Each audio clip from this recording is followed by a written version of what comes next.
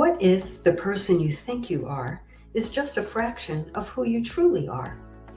What if years of conditioning and surviving in a challenging world have left you clinging to strategies and beliefs that mask your truest nature? I'm Catherine Duca, psychotherapist and self-esteem coach, and you're listening to Who Do You Think You Are?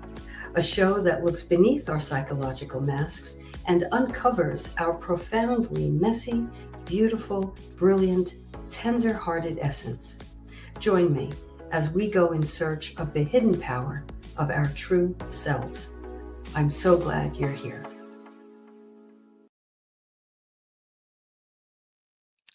I am so glad you're here. It is my pleasure and privilege to be with you tonight. Welcome to Who Do You Think You Are? This is a podcast dedicated to helping you learn how to have the highest regard for yourself, how to live from a place of genuine self-respect and self-love, and how to make yourself a priority in your own life. Meet me here each week for curated tips and strategies designed to help you drop your psychological masks, connect with your truest essence, and simply live life more easily. Why? Because we know that when we approach life in this way, we naturally and effortlessly and organically have more room, more generosity, and more love for one another.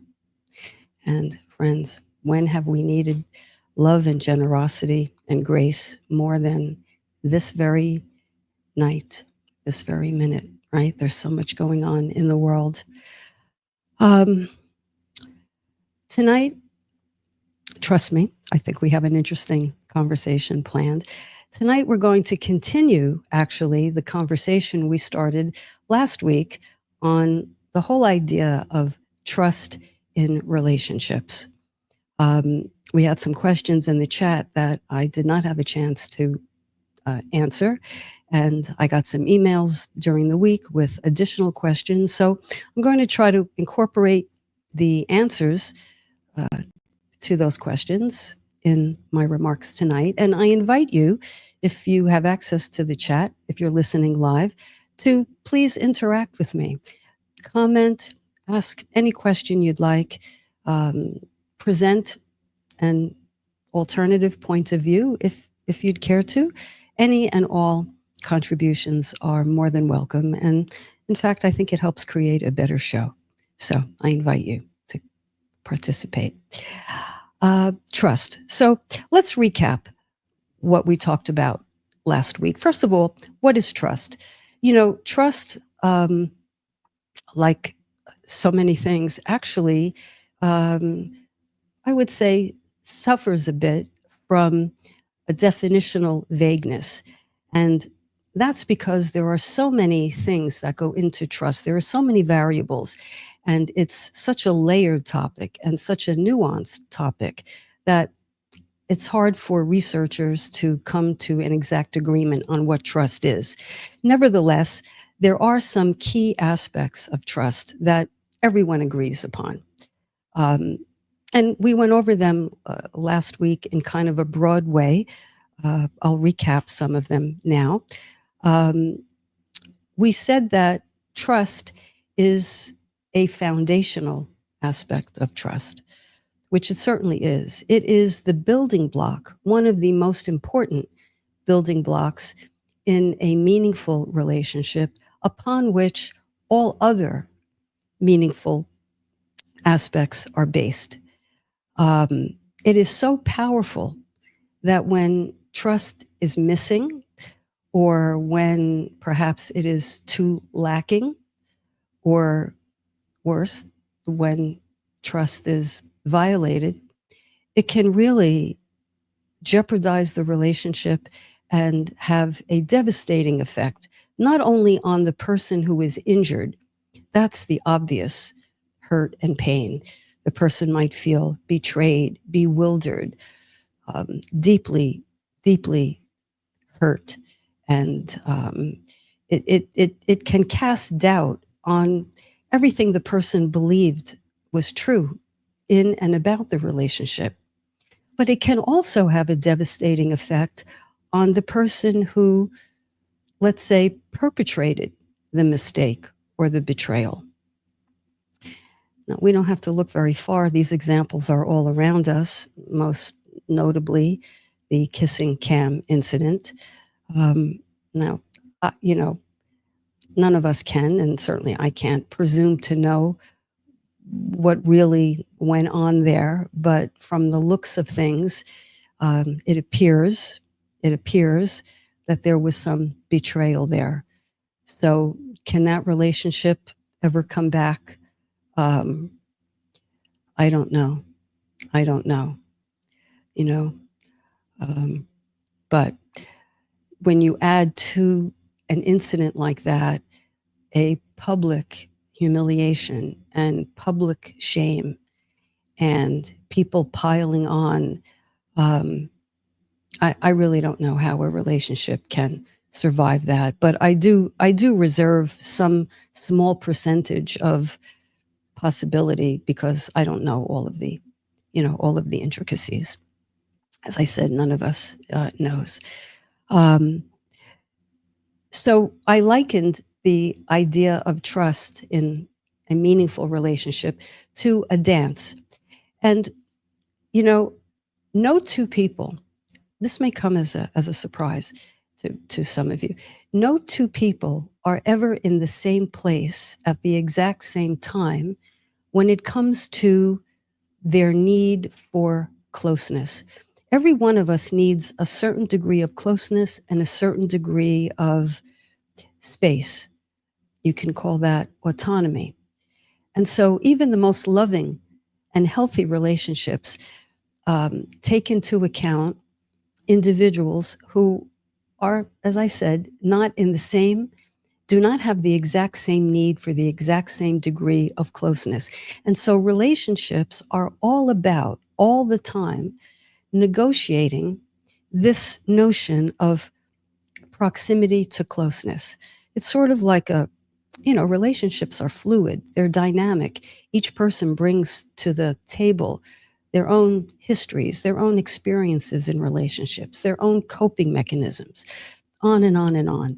So there is this dance that takes place. And I liken it to the tango, where, one person takes a step back and the other person takes a step forward, and then that person takes a step back and the one who backed up now comes toward. So there's that interplay. And if that interplay is a balanced interplay,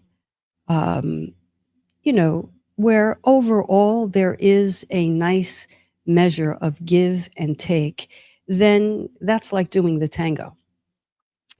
If, on the other hand, one person has a very, very high need to be close almost all the time, especially in the early stages of a relationship, that's when you might see someone prone to oversharing.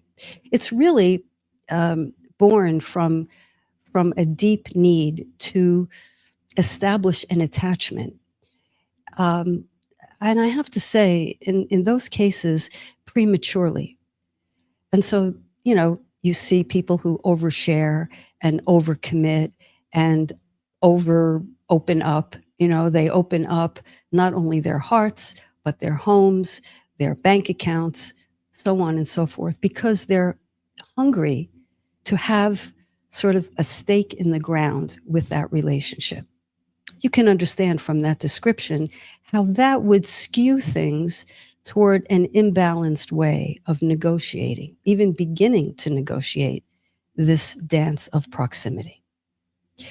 On the other hand, because there is always an other hand, if you're someone who, on the complete other end of the spectrum, needs to feel inordinately reassured that whatever you say is never going to be met with a challenge, never going to be met with disagreement, and you're waiting and waiting and waiting for that to happen, you almost want, in the back of your mind, you might disagree with this intellectually, but emotionally, all the way in the back, you may be hoping for a virtual guarantee that you're not going to be rejected, or you're not going to have a difference of opinion, or there's not going to be a confrontation. Now, the person who approaches trust in that way runs the risk of actually feeling somewhat isolated and lonely, even in the context of a relationship, because there is a wall up. And so I call that more of a, it's not tango, it's more of a mosh. I think it's called moshing. You're dancing in a mosh pit. Your needs are colliding with the other person. There isn't flow. There may be rigidity. There may be people pleasing. And, people pleasing, as a recovering people pleaser myself, I can tell you that people pleasing is, I call it manipulation dipped in chocolate. We people pleasers, in many ways, we're very agreeable, we're easygoing, and, but at the same time, we steer things to go our way, even if our way is keeping the peace. And the problem with that is we're not being truthful to ourselves. And when we're not being truthful to ourselves, we can't help but not be truthful to the other person. We're going to get into that a little bit more. We also talked about the trust risk equation. The way trust gets built is by taking small, somewhat reasoned or calculated risks, especially to start, and then you simply observe what the other person, your partner or prospective partner, how they respond in kind. Do they respond in kind? So you share a little bit, and then you see what the other person does, and if they match your sharing, then you can go ahead and share a little bit more. But if you're one of those people who needs the virtual guarantee before you share, you're not going to take risks. And risks are the building block of trust in relationships. So the whole idea of taking a chance is something that is woven through this notion of trust. And we talked about the issue that everybody always wants to know about because it's so important. And that is, what happens when one person makes an epic mistake in the relationship? What happens if somebody really messes up? And that could include a betrayal of sorts, infidelity. Well, I likened it last week to the idea of breaking a plate. You can break a plate and it can hit the floor and it can break in a couple of places. But if the breaks are clean, the plate can perhaps be glued together with one of those really strong bonding agents. And that doesn't mean that you don't observe the cracks because they're visible, but the plate is strong and can last a lifetime. And maybe you're a little more careful with the plate. Perhaps you're a little more gentle with it. You don't take it for granted. You don't shove it in the dishwasher. You handle it more gingerly. And I think relationships that come back from epic mistakes can be like that plate. And we talked about the Japanese art of kintsugi, where the cracks in the plate are filled in not with glue, but with a precious metal, gold or silver or platinum. And in that case, the crack or cracks are very obvious, but they're also beautiful because through the healing process, you kind of, the relationship is changed, maybe deepened, maybe the degree of honesty is amplified. And I've seen people come back from the brink in a much stronger way. People say, I want to get back to the way it was before. That's kind of impossible. But what I have seen is relationships come back differently, stronger than before. So that's possible. But Sometimes the plate hits the ceramic tile and it shatters in, you know, in 100 pieces. And there are shards and there are missing chips, and you can't even find the chips. They go into the refrigerator or whatever the case. And in those instances, the plate, the relationship is beyond repair. So that's kind of, in a nutshell, the spectrum of what's involved in creating, the scaffolding, I would say, of a good relationship, and what happens with degrees of brokenness. Now, in order for a relationship to come back from an epic mistake, you must have the following ingredients. The person who, what language shall I use, who perpetrated the injury, the injurer, that person must demonstrate genuine remorse. Without genuine remorse, nothing's going to happen, nothing constructive. And by remorse, there needs to be, and this is many people say they're sorry and they mean it, but they don't really understand how their behavior impacted the other person. They know the other person is upset and they feel genuinely badly about that, but they don't really comprehend how that behavior landed in the other person. And so there has to be some understanding and some insight. When I violated the sacred trust between us, that shattered you. That called into question everything I've ever said to you. My goodness. I was being frivolous. I was being careful. I was being all kinds of ways. I don't think I realized that you were on the receiving end in that way. There has to be that. And there has to be a genuine apology and a capacity, and highlight this in yellow, a capacity to self-correct, a capacity to work on oneself.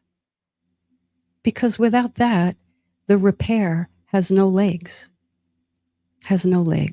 Now, at the same time, if the injurer can get there, the injured party has to do one or two things. They have to have the capacity to forgive. And this, I'm not saying this is an overnight process, but the capacity to forgive. I've met people who, many actually, who say they have forgiven the other person, but really, what is going on is they have kind of a gotcha. I'm going to hold this over your head and kind of make you pay. Without necessarily saying a word, but it's sort of in the ethers. It's in the vibration. I'm gonna hold this over your head and never let you forget it and keep you kind of off kilter. And that's how the person who's hurt tries to get their power back. Remember a couple of weeks ago, if you were with me, we talked about the power differential in relationships. And when one is hurt like that, one feels powerless. This was done to me. I didn't see it coming. I was blindsided. How could you do this to me? How could you take all our money, the money we earned together, and spend it on yourself? How could you have gone outside of our relationship to meet your needs? How could you have lied right to my face while looking in my eyes? I mean, it's devastating. So the person, if repair is to happen, has to have capacity to forgive and a willingness to forgive. So without these two ends working toward the middle, I don't think repair can really happen. So trust should be obvious to all of us by now. Trust is the backbone of every meaningful relationship, and it acts as the quiet sort of arbiter or judge of all things peaceful and stable in a relationship. It's like trust is on the lookout, and trust says to itself, well, if if truth is lacking, um, my time here is very tenuous, right? So trust is a fragile and a delicate container that carries the weight of the bond between two people. And when cracks appear, either through outright deception or omission, the damage can be very far reaching, right? Now, in the promo for this, if you saw on social media, I talked about that one of the things I'm going to mention tonight is how to become a better evaluator of whom you can place your trust in, and how can you conduct yourself in a way that the other person can feel that you're a trustworthy person.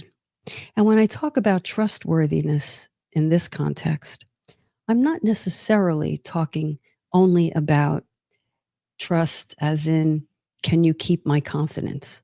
If I tell you something and I ask you to keep it private, can you do that? I mean, that's included, but on a deeper level, I'm talking about, do you have the capacity to handle someone else's vulnerability? Can they place their vulnerability in your hands and your heart? And can you do the same with the other? So we're talking about trust on that level. And there are some common mistruths that many people actually dismiss as minor things or inconsequential things, yet they possess the ability to erode trust. These things are the termites, if you will, that erode the very structure of a relationship. And I'm gonna get into them in just a moment. But recognizing these are instrumental in building all kinds of things: resilience, transparency, um, open and constructive communication. So I'm going to go over these briefly, and then we'll take a break. Time flies so quickly here, and we'll come back and we'll dive in, and I'll take your questions. So there are several lies. I call them lies. They are lies either by overt, um, you know, telling untruths, or they are lies by omission. And here they are. One is the dismissal lie, and that can be called, I'm fine. So you're in a relationship and you are developing some concerns about the other person. You're you're not comfortable with something, or you object to something, or you're downright unhappy about something, but you present yourself to the other person as, I'm fine. So you're covering up your deeper experience of that person.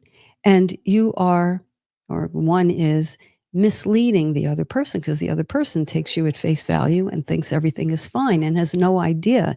Meanwhile, underneath your I'm fine is, anger, hostility, maybe even contempt, maybe depression.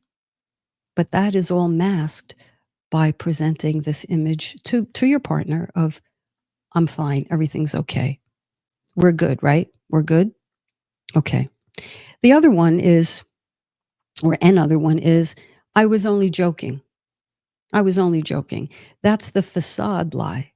That's where you convey an element of truth You let your unhappiness slip out through a joke in quotes, through sarcasm, but you're really conveying something that you honestly feel. And when the other person catches on, you take it back with, I was only kidding. I was only joking. That's okay, once in a while, maybe, or from time to time. But if that's a pattern, that is a type of lie. The other one is the evasive lie. I forgot. I forgot. Now, sometimes people's memories change, especially as we age, or certain medications can contribute to some memory loss. But if this is a pattern and it's rooted in your displeasure with the other person, and by the way, anything I'm saying goes the other way. If the other person does this with you, it's a termite. It's a termite. It's a facade. You're using I forgot as a way of covering your dismissal or your avoidance or your indifference. Not good. Not good. Termites all over the place, right? Another one, the deflection lie. I'm just friends with them. I'm just friends with them. You know, you start to feel something for another person and you entertain it and you go to some trouble to cover that up, to not let your partner know. And if they find out we were just friends, that's the deflection lie. Okay. The financial lie, it was on sale. I have seen so many people discharge and deal with their anger toward their partner or their unhappiness, or if they feel cheated, if they feel as though their needs aren't being met. I've seen so many people try to make that boo-boo better by getting dopamine hits and shopping and overspending and rationalizing to themselves and to their partner, well, it was just on sale.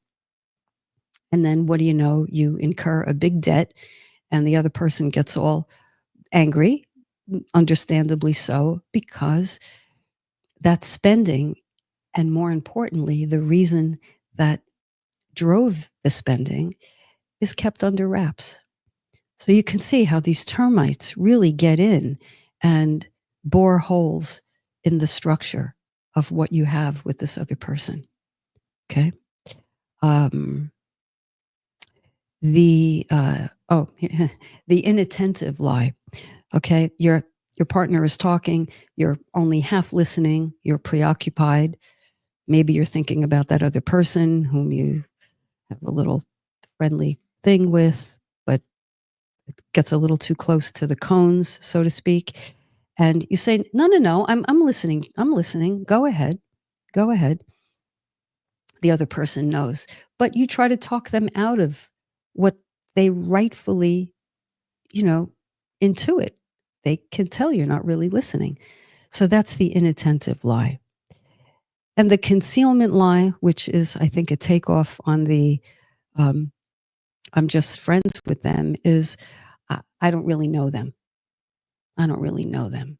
So that's taking concealment to another level. And of course, there is the good old denial lie. I never said that. I never said that. Now, sometimes there can be a legitimate misunderstanding or misinterpretation of what someone says to you. You know, you can take it.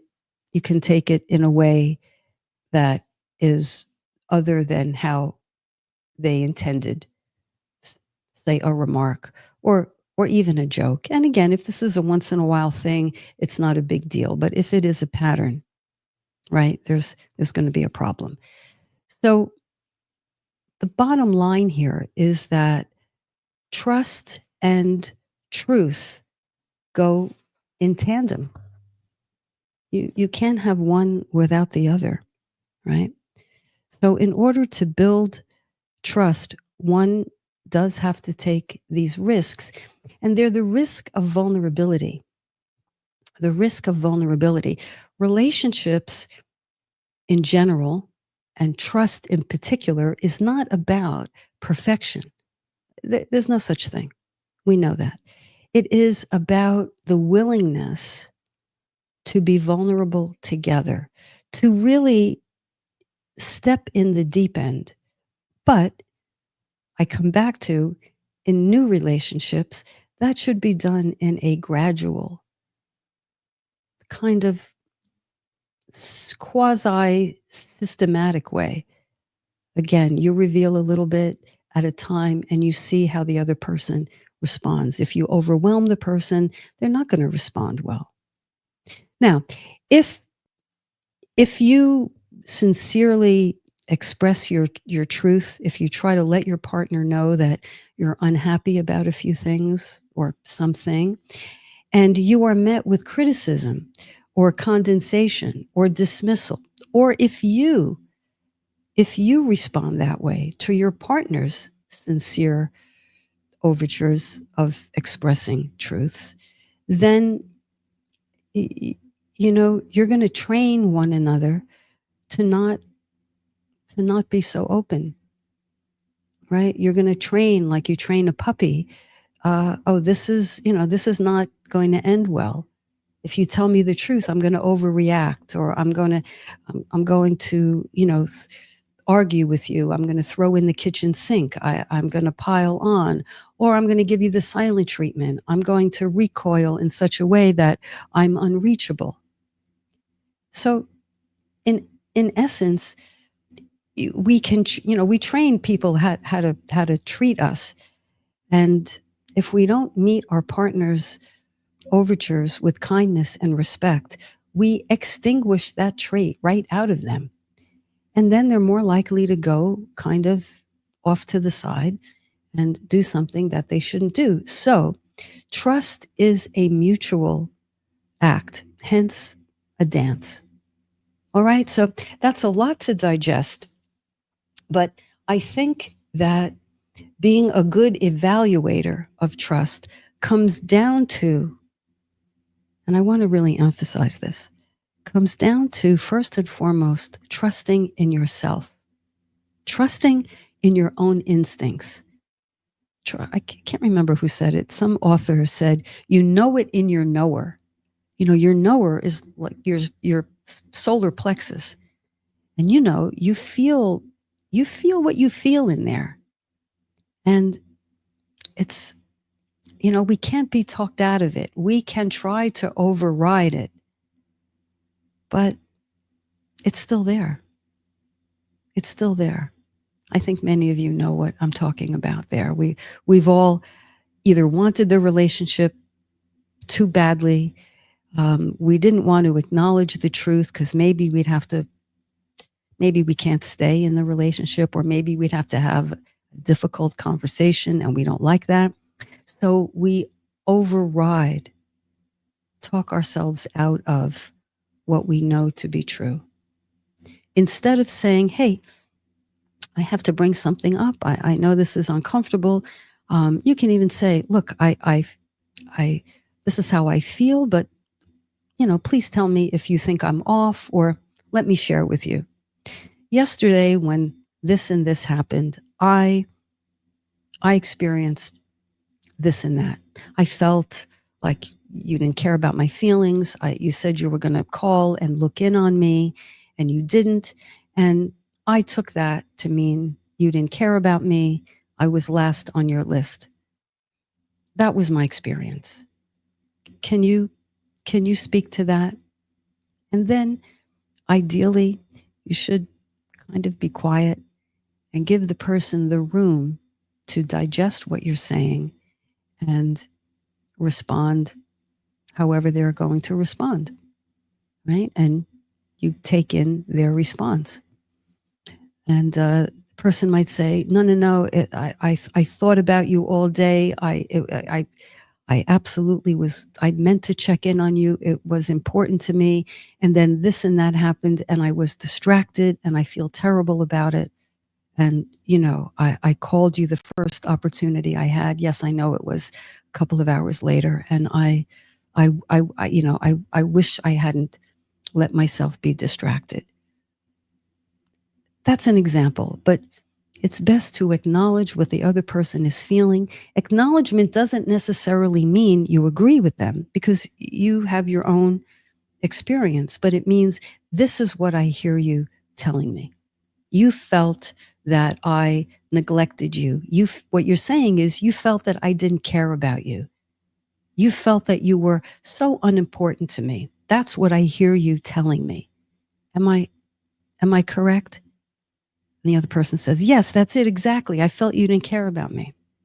The best thing to do then is to say, okay, is there more? Is there more? I felt you didn't care about me, but you're telling me you got distracted.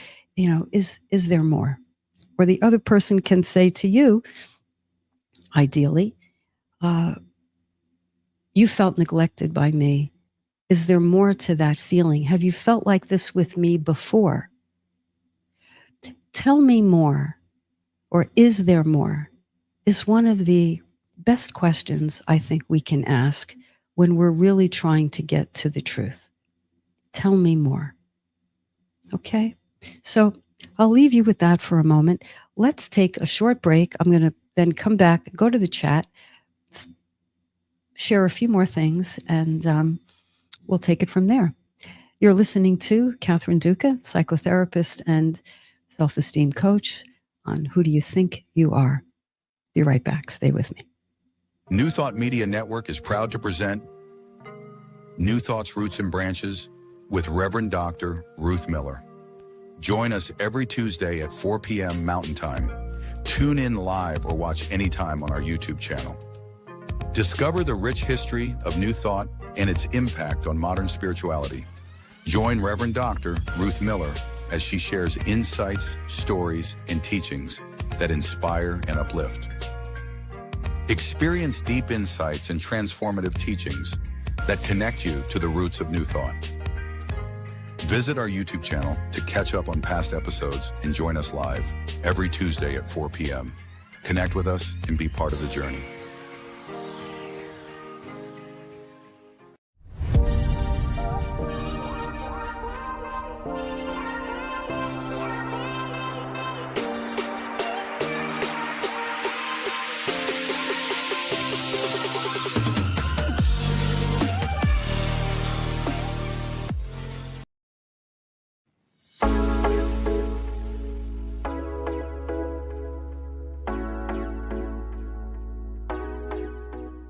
What if the person you think you are is just a fraction of who you truly are?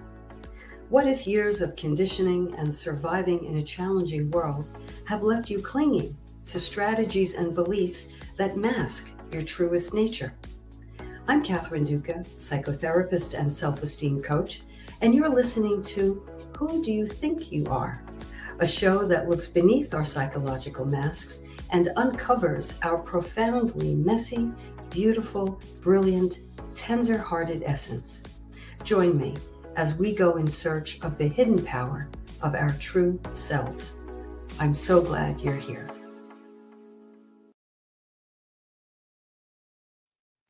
And welcome back.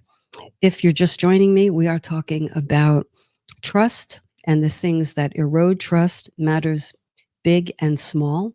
And we're talking about the lies. Some might call them micro lies, but they're lies of deception, or they're outright lies that may start small, but they erode the support beams of any meaningful relationship. And trust and truth go hand in hand. So let me go to the chat. I see there's a number of comments here. Let me see. Anthony, welcome to tonight's show. Good to see you. So you're hitting so many points. I experienced between May 2009 and January 2011, when after 7 sincere apologies and forgiveness, I snapped and said things kept inside all along and unleashed a nasty attack. Okay, I could tell this is heavy. It became her point of no return. and she took her life under the weight of guilt and uncovering 18 months of empty apologies. Well, Anthony, my goodness.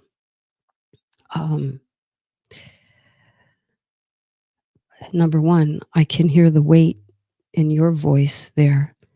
And I am deeply, deeply sorry for your loss and your guilt and what must be an unfathomable void in your life. I am so deeply sorry. When someone takes their life, that unleashes a whole host of profound, profound, profoundly painful emotions, guilt, confusion, self-blame, unanswerable questions. It's just devastating. Anthony, I don't know quite what to say without more background information, but I will say this. Now, I don't know your particular circumstance, but having worked with a number of people whose partners or family members died by suicide, I can tell you, I've never known it to occur because of one thing. There's usually a host of variables that the survivors may never know. May never know. I mean, I hear what you're saying, and I think you're making the point that you held a lot of things in, and then eventually erupted, and as you say, unleashed a nasty attack. I would just ask you to consider that there may have been more at play. We don't always know the triggers. We don't always know the triggers. And I wish I could offer you some support and some way to make you feel better. That is my honest,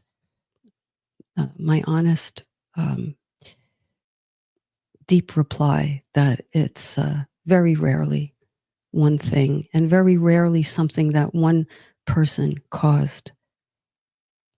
I don't think I've ever seen that happen, even in the most contentious relationships where there was a death by suicide.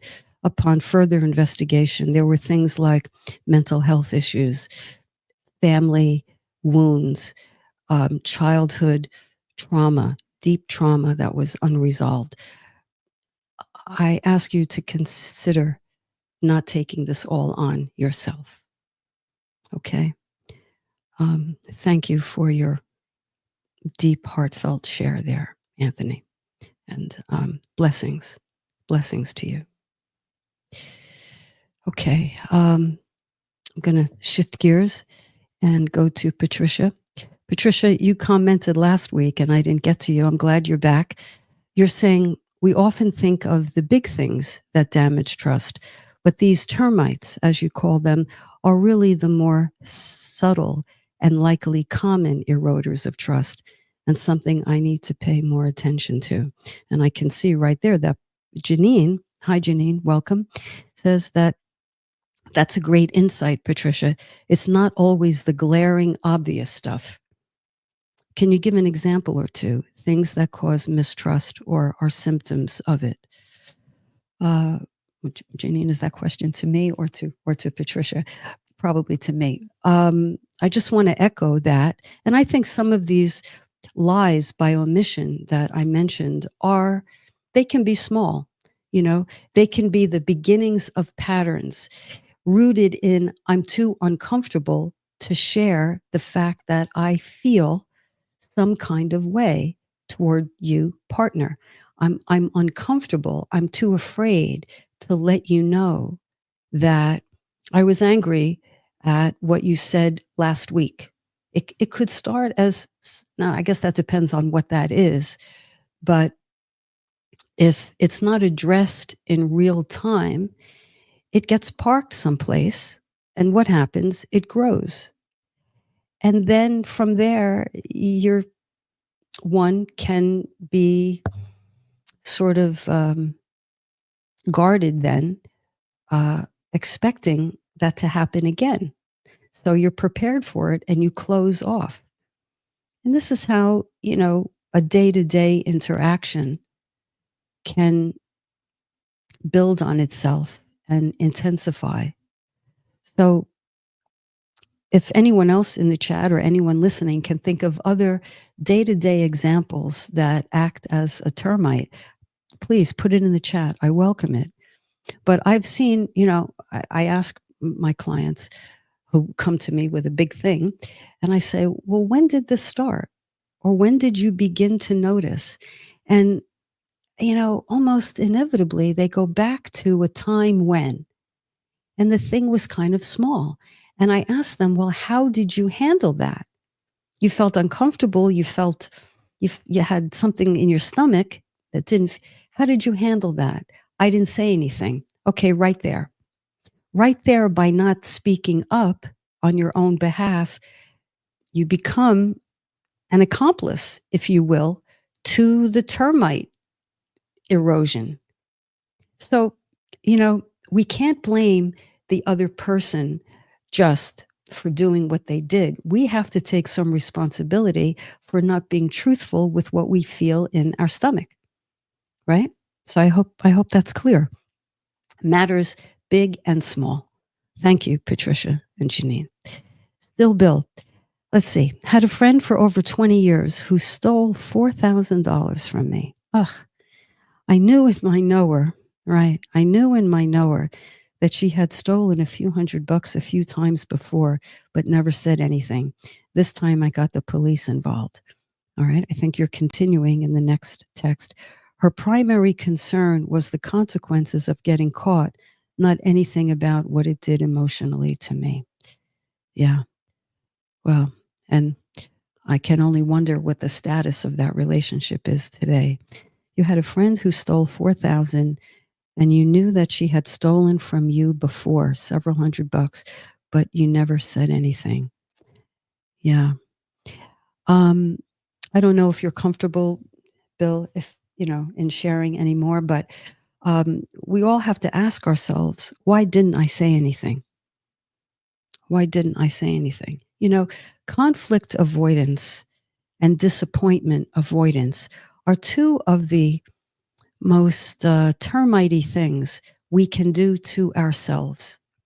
Now, this doesn't mean we have to jump and pounce, right out of the gate, but we can inquire. We can inquire. Anthony, going back to you, in your very heartbreaking example, maybe one aspect of it is you I think you said 18 months where you didn't say anything. We have to ask ourselves, why didn't I? I'm sure we all have our reasons, and they're good reasons. They're legitimate reasons, but I don't know that they're reasons enough, because they become bricks, in this wall, invisible bricks. I know we have a lot of analogies, mixed metaphors tonight: termites, bricks, plates. I know. I hope you're following. I'm sure you are. I'm going to be talking, I think, next week about difficult conversations, which takes in communication. Almost everything I talk about here can be a podcast episode or episodes in themselves, because we're complicated. We're complex human beings. And the older we get, the more layers of stuff we have. And,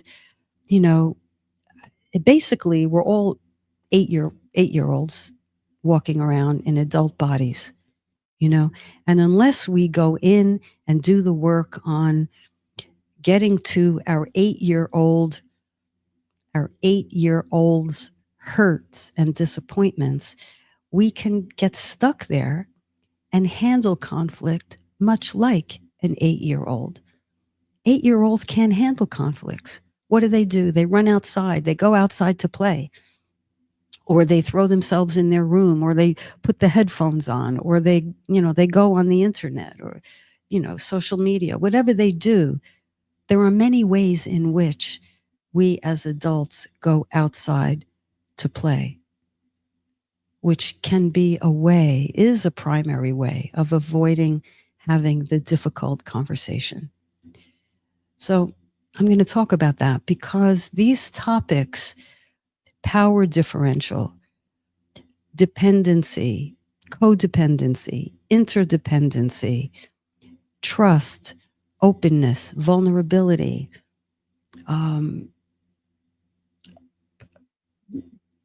avoidance of uncomfortable truths. These are all baked into the souffle. You can't really carve out. No one aspect is a standalone aspect. They're all kind of folded into the souffle. And if you slam the door, meaning if you don't treat the relationship and the other person and yourself with kindness and respect and curiosity and inquisitiveness, you're going to slam the oven door on the souffle, one more metaphor, and the relationship souffle will collapse. It'll collapse. And at the very least, it'll look like a collapsed thing.